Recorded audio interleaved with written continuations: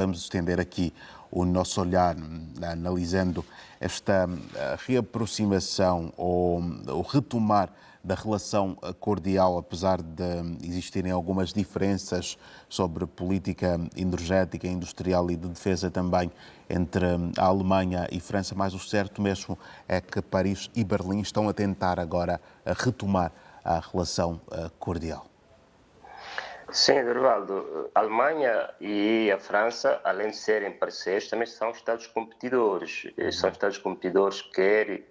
relação ao mercado europeu, de exportação de produtos de que são grandes produtores, desde, por exemplo,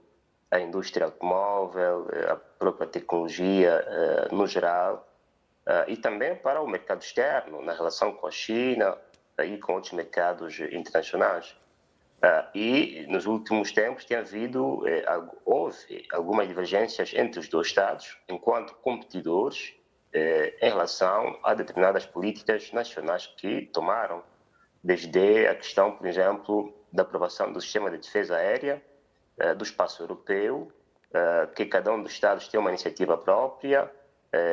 A Alemanha promove uma iniciativa à qual a França não adere, porque a Alemanha privilegia nesta iniciativa a aquisição de sistemas de defesa aérea da parte de Israel e também dos Estados Unidos, enquanto que a França pretende um sistema todo ele europeu,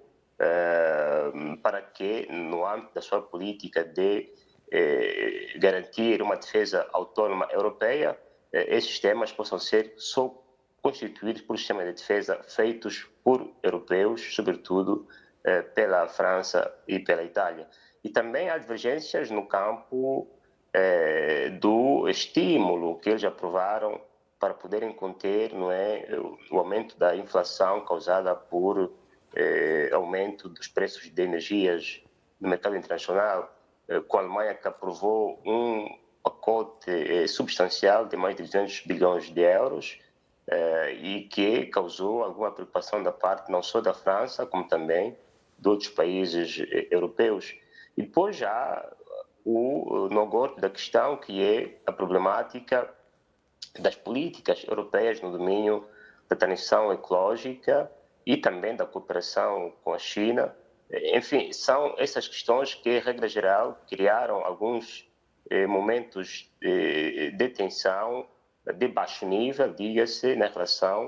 mais na relação interpessoal entre o chanceler alemão e o presidente francês do que em relações de amizade entre os dois povos ou até de cooperação econômica entre os dois Estados. E com esta visita do presidente francês, se espera que esses Estados, esses dois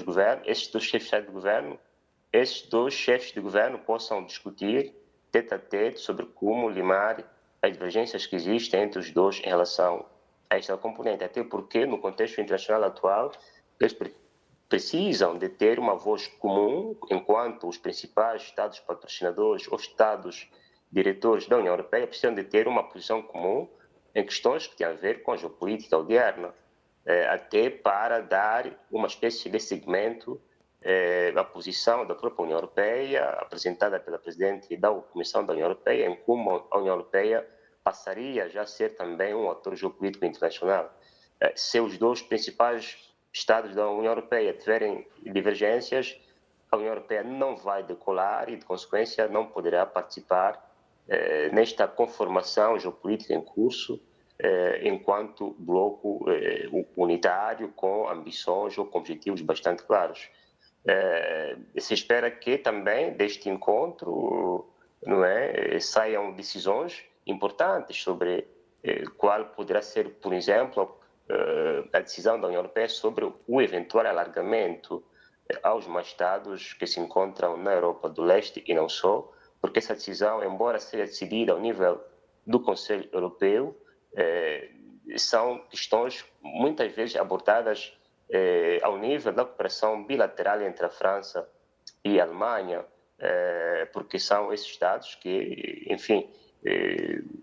que criaram, não é, que promoveram, não é, o nascimento da própria União Europeia como a conhecemos hoje. Se houver também divergências entre os dois Estados, é provável que, mesmo se a União Europeia decidiu ou pretende alargar-se, não poderá haver este alargamento em função de uma posição contrariada, quer da França, quer da Alemanha.